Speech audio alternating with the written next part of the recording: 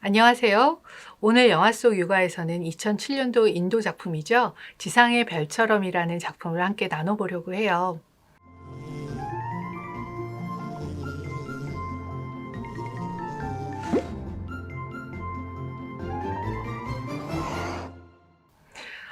이미 많은 분들이 아시겠지만 이 난독증 소년이 자신의 강점을 알아주는 한 선생님을 만나서 자신의 고유함과 특별함 그런 것들을 펼쳐나가서 이 제목처럼 지상의 별이 되는 그런 감동적인 스토리인데요. 제가 이 영화를 여러분들과 함께 나눠보고 싶은 이유는요. 우리가 얼마나 아이들을 볼 때 그들을 고정된 시각으로 보는지, 편협한 시각으로 보는지, 그리고 우리의 프로세스, 우리의 목표를 향해서 아이들을 이끄는지, 바로 그런 우리의 문제점들을 보고 정말 강점을 제대로 본다는 것은 아이에게 어떤 의미로 다가가는지 그런 것들을 살펴보려고 합니다.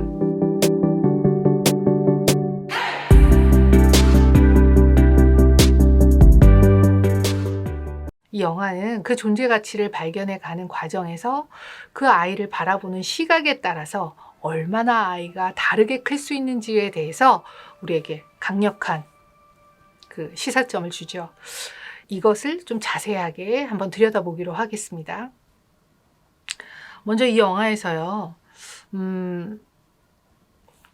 초기의 장면에서는 이 아이는 대단히 문제가 있구나를 누구나 느낄 수 있는 그런 장면들이 많이 나와요. 수업 시간에 집중도 못하죠. 매일 장난치죠. 싸우죠. 아이들에게 왕따를 당하죠. 결국 문제아동의 이야기구나 이렇게 느낄 수 있는 거거든요. 그런데 이 아이를 대하는 태도가 우리뿐만 아니라요. 여기에서의 가장 아이에게 영향을 미치는 부모님들 또 역시 그 관점에서 벗어나지를 못하고 있는 거예요. 그래서 밖에서 아이가 싸우고 들어왔을 때 아이한테 단 한 번이라도 왜 그랬어? 라고 물어보지 않아요. 왜냐하면 항상 이 아이는 말썽을 피우고 있으니까요. 그리고 글을 읽지 못하는 이 친구에게 질문을 했을 때 글이 춤춘다고 얘기를 한다든지 또는 잘 모르겠다고 했을 때 그것이 왜일까를 생각하지 않고 무조건 이 친구가 집중하지 않고 노력하지 않는다라고 판단해버리는 그런 선생님의 모습도 나오죠. 그리고 엄마가 받아쓰기를 가르치면서 잘 못하는 아이한테 왜 받아쓰기가 안 될까에 대한 이 아이의 관점으로 그것을 바라보지 않고 도대체 몇 번이나 가르쳐줬는데 아직도 못하니? 라고 하면서 계속 아이의 노력만 강조하는 그런 장면들도 많이 나와요. 그뿐 아니라 이렇게 이 친구가 이제 기숙학교로 강제 전학이죠. 요즘 말로 하면 강제 전학을 가서 그 국어 시간에 시에 대한 감상을 묻는 선생님에게 정말 감성적인, 그러니까 이 영화에서 전체적으로 보면요, 이 친구는 대단히 운해형의 아이예요. 상당히 감수성이 풍부하고요, 남이 보지 못하는 것을 볼 수 있는 관찰력이 뛰어나고요. 그리고 대단히 즉흥적이고 새로운 것에 호기심이 많고 이런 장면들이 다 대단히 보이는데도 불구하고 그런 답변을 무시해버리죠. 왜? 주어진 대로 하지 않으니까. 아마도 인도에서도 우리나라처럼 주입식 교육이 상당히 심한 것 같아요. 그래서 아이의 이런 감성, 그리고 아이만이 바라보는 그 창의성, 이런 것들을 대단히 묵살하는 그런 장면들이 많이 나오거든요. 결국은 이 친구가 가지는 어려움이 학습장애라는 것을 안 그 순간에도 부모님들은 그것을 인정하지 않아요. 다만 그 아이가 하기 싫어서 또는 노력하지 않아서 그리고 뭔가 집중하지 않고 자신의 임무를 제대로 하지 않는 그런 문제 아동으로 밖에 이샨을 그런 식으로밖에 지정하지 않는 그런 어른들의 모습이 상당히 안타까웠고요. 그 과정에서 상당히 긍정적인 이샨조차도 자신에게 대단히 부정적인 피드백을 할 수밖에 없어서 결국은 상처를 많이 입게 되죠.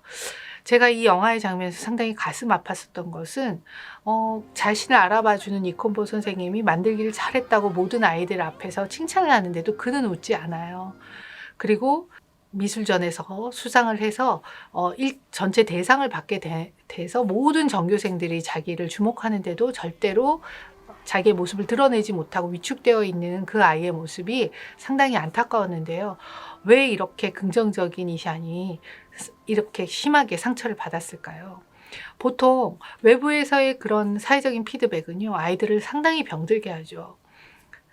다른 사람은 문제라고 한 번 얘기할지 모르지만 그 문제라고 얘기하는 피드백을 받아 아는 그 주인공은 계속 자기의 존재 가치를 엄청나게 폄하하게 되고, 그리고 자신이 사랑받는 방법을 알게 되지 못함으로 해서 세상을 정말 포기하게 되거나 아니면 좌절해서 아무것도 못하는 무기력 상태를 계속 유지하게 되는 거예요. 그래서 여기 이샨도 정말 강제 전학을 가서 자기가 버림받았다는 그런 느낌, 그리고 자기는 아무짝에도 쓸모없다는 그런 느낌 때문에 정말 웃지도 못하고 무엇인가를 하지도 못하는 그런 무기력한 상태에 이르게 되는데, 이게 정신과적으로 보자면 우울이나 불안의 가장 기초적인 그런 상태가 되는 거죠. 즉, 아이의 상태를 무조건 문제시 여기는 우리의 관점이 아이들을 그렇게 만들었지 않나, 그것이 바로 이 영화에서 정말 잘 살펴지는 그런 부분이었습니다. 근데 이 장면에서도요, 정말 이 시각만 변화한다면 아이를 제대로 바라볼 수 있고 또 제대로 케어해 줄 수 있는 장면들이 되게 많거든요. 우리가 오해하는 장면 중에요. 이 친구가 아빠한테 막 혼이 나요. 혼이 나는데, 장면에서 보시는 것처럼 피식 웃어버리거든요. 그럴 때 어떠세요? 보통 많은 부모님들은요, 얘는 정말 진중하게 우리의 말을 듣지 않는다예요. 우리의 훈육이 먹히지 않는다. 얘는 돌아서면 잊어버리고 또 장난을 친다. 아마 일상에서도 이런 아이들을 만나면 여러분들은 그런 생각을 많이 하실 거예요. 근데 그때의 아이의 심리를 한번 생각해 보셨어요? 그 심리는 이 상황을 어떻게 해야 될지 모르고 대단히 난처하고 민망하고 그러면서도 엄청나게 불안한 거예요. 그런데 자기만의 방식으로 그것을 빨리 긍정적인 상태, 긍정적인 기분 상태로 전환하려는 자기 나름의 노력이거든요. 이럴 때 피식 웃는 그 행동을 가지고 뭐라고 하기보다는, 네가 많이 불안하구나, 어떻게 해야 될지 모르겠지, 지금 엄마 아빠가 얘기하는 건 왜 얘기하는지 너는 알겠니? 좀 더 자세하게 설명해 주시는데 우리 그것에 대해서 얘기 나눠볼까라고 해서 단지 그 피식 웃는다든지 아니면 하지 말라고 하는 걸 못 들은 척하면서 한 번 더 해본다든지, 이것들에 대해서 무조건 규제나 나무랄 것이 아니라 그 아이가 왜 그럴 수밖에 없는지에 대한 그 프로세스에 대해서 공감해 주면서 하나하나 새로이 가르쳐주는, 새로운 대처 방식을 알려주는 그런 태도가 필요함에도 불구하고 무조건 이 영화 속의 이샨처럼 이 친구는 말썽꾸러기, 다른 사람의 말을 알아듣지 못하는 사람, 뭘 해도 칠칠 맞은 아이, 이런 식의 낙인을 찍어버리는 것, 이것이 바로 아이를 병들게 하는 가장 중요한 지점이 아닐까 하는 생각이 들어서 상당히 마음이 아팠습니다. 그럼에도 불구하고 정말 시각을 조금만 바꾸면요, 첫 장면부터 이 아이의 강점은 어마무시하게 상당히 강력한 그 강점들이 많아요. 저는 되게 재밌게 봤던 게, 이 친구가 물고기 너무 좋아하잖아요. 물고기를 그냥 물고기가 있네라고 보는 아이들도 있는데, 정말 그걸 하나하나 관찰하면서 그들의 특성을 잘 이해하는 그런 이샨. 그 다음에 수학 문제 전혀 알지 못하는, 정말 글씨를 못 읽어서 학습이 전혀 안 된 상태에서 시험 문제를 맞닥뜨리는 것은 얼마나 힘든 일이겠어요.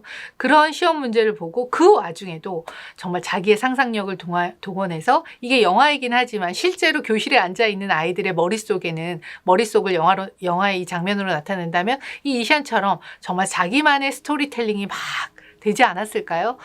대단한 상상력, 대단한 창의력, 대단한 스토리텔링 능력이 있었고요. 그리고 뭐 하나를 봐도 되게 뛰어난 색채 감각이 있잖아요. 정말 미술에는 천부적인 그런 자질이 있다는 걸 이 영화에서, 그것은 누가 봐도 이 아이의 강점이란 걸 볼 수 있고요. 여기서는 잘 드러나지 않았지만, 그리고 니콘보 선생님도 지적하지 않았지만, 정말 이 아이한테는 다른 사람에게 찾아볼 수 없는 그런 강점이 있어요. 그게 뭐겠어요? 저는 이 아이의 긍정성이에요.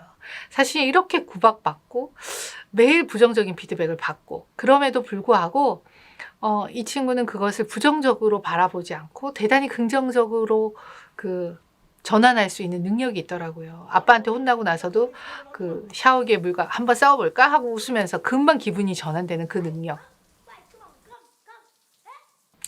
그리고 어떤 것이든 좀 더 재밌고 호기심, 그 에너지가 너무 높다 보니까 현재 있는 부정적인 상태는 별로 보이지 않는 거예요. 그래서 늘 재미있는 생각들을 많이 만들어낼 수 있는 그런 능력. 그것이 상당히 이 친구가 가지고 있는 긍정성이거든요. 그러면서도 이런 운의 아이들이 정말 가질 수 있는 그 다른 사람의 공감과 배려 능력, 그리고 다른 사람과 할 수 있는 친화 능력도 이시안에게 되게 많이 보여요. 아빠한테 혼나고도 아빠 허리 껴안으면서 애교 부리는 그런 장면이랄지요. 아니면 다리를 못 쓰는 그 친구를 끝까지 배려하는, 끝까지 함께하는 그런 배려 능력, 이런 게 상당히 돋보였잖아요. 그래서 이 친구가 갖고 있는 것을 시각만 좀 변화시킨다면 이런 어마어마한 강점이 있는데, 과연 우리는 이 시점에 내 아이를 그런 강점의 시각에서 보고 있는지 문제적 시각으로 보고 있는지, 저는 이 영화를 통해서 여러분들에게 그 질문을 드리고 싶어요. 사실 어떤 특성에는 장점도 있고 단점도 있어요. 장점도 있고 단점도 있어요. 그렇죠? 근데 어디에 스포트라이트를 비추느냐에 따라서 아이의 삶은 달라지거든요. 아이의 존재 가치는 달라지거든요. 바로 이전의 문제적 시각, 즉 부모님이나 이전 학교의 그런 시스템에 의거한 그런 교육은 이샨이 가지고 있는 단점에만 스포트라이트를 비췄어요. 그런데 똑같은 이샨이지만 강점의 스포트라이트를 비추는 순간 어떻게 달라졌나요? 제가 지금 말씀드린 이 많은 강점들이 다른 사람의 눈에도 보이고 스스로에게도 보여서 결국 대단히 큰 성과를 얻어내게 되고, 그 위축되었고 불안했고 부정적이었던 자기 이미지를 벗어나게 되잖아요.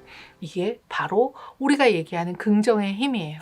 양육의 과정에서 이 긍정의 힘이란 정말 어마무시한 것이죠.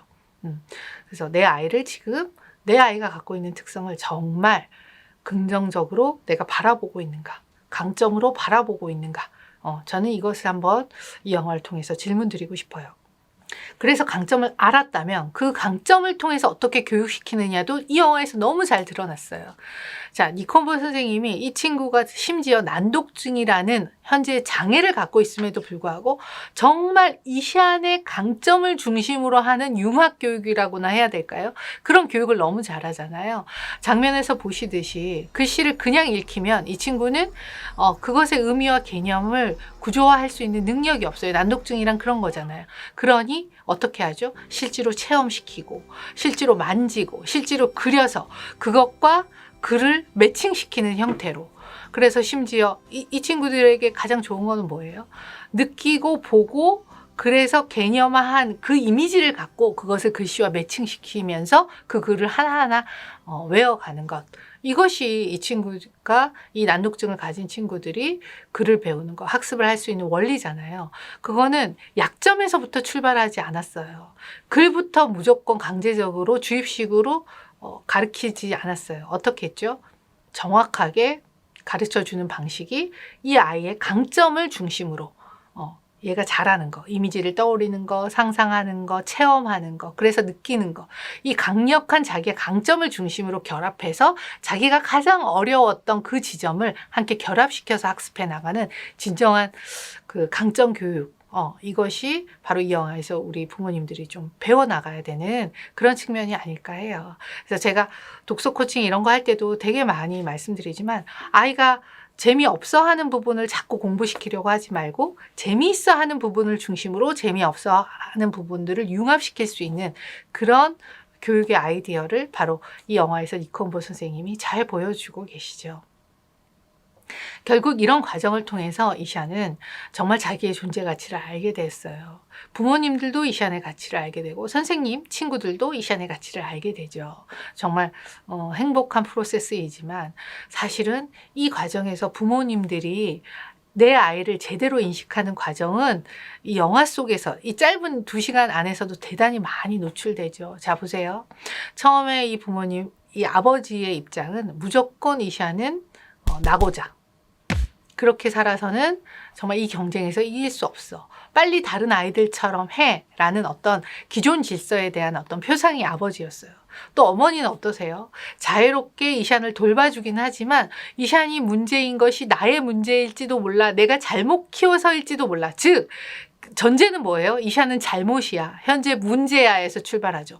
그래서 그것을 자기의 죄책감으로 가져와요. 그러다 보니 어머님이, 그 죄책감에 휩싸인 어머님이 이샤니 제대로 보일 수 있을까요? 항상 안쓰럽고 어떻게 해야 될지 안타깝고 빨리 뭔가를 교정해주고 싶지만 어떻게 해야 될지 모르는 막막한 아이로 느껴지지 않았겠어요? 결국 엄마 아빠의 태도는 대단히 다르긴 하지만 똑같아요. 관점은. 아이는 문제야. 우리 아이는 문제야. 그래서 빨리 바꾸어야 돼. 빨리 교정해야 돼. 빨리 변화됐으면 좋겠어. 라는 그런 존재로 이샨을 바라보는 거죠. 처음으로 이샨을 있는 그대로 수용한 것은 바로 니콤보 선생님이에요. 저는 그 장면이 되게 확실하게 사이다처럼 느껴졌는데요. 뭐냐면 니콤보 선생님이 이 아이가 난독증이다 했을 때 이 부모님이 장애를 인정하지 못하잖아요. 왜 인정하지 못하겠어요? 그게 바로 당신들의 아이는 교정될 수 없어. 문제가 아주 앞으로도 계속 지속될 거야. 그러니 큰일 났어. 라고 그런 메시지로 받으니까 부정하는 거예요. 자, 부정한 그 부모님에게 정말 얘가 어떤 상태인지를 보여주기 위해서 전혀 모르는 한자어를 읽어보라고 하잖아요. 그 답답한 심정을 느끼게 하잖아요. 근데 그럼에도 불구하고 후반부에 나오는 아버지가 뭔가 우리가 난독증에 대해서 제대로 이해했고 그래서 우리가 이샨을 이해했고 걔네는 이렇게 바꿀 수 있어요 라고 또 뭔가 교정의 관점을 가지고 그 니콤보를 찾아갔을 때 니콤보가 정확하게 얘기하잖아요. 바로 그 진짜 아이들이 원하는 환경, 진짜 원하는 그 부모의 모습 또는 양육자의 모습, 환경의 모습은 바로 니콤보 선생님의 이 한마디에 다 녹아있다는 생각이 듭니다. 항상 양육의 과정에서요. 부모가 원하는 아이. 근데 아이의 관점에서 보는 아이가 항상 다르다는 걸 느끼실 수 있어요. 이 영화에서도 끊임없이 부모식의 관점, 즉 부모식의 관점이라고 하는 것은 기존 질서, 기존 사회의 시스템을 통해서 보는 문제 중심의 아이를 보는 관점과 정말 아이의 관점에서 성장과 발전 그리고 그가 그것들을 스스로의 의지로 변화시키는 그 과정을 돕는 그런 양육과 얼마나 큰 차이가 있는지를 이 영화를 통해서 보셨을 겁니다. 오늘부터 단 한 번, 하루에 단 한 번이라도 내가 가졌던 아이의 문제 특성을 이 문제 특성 아래 얘한테 숨어있는 강점이 무엇이지? 그것을 고민해 보신다면 충분히 이 영화를 내 안에 체화했다고 생각하셔도 좋을 것 같아요.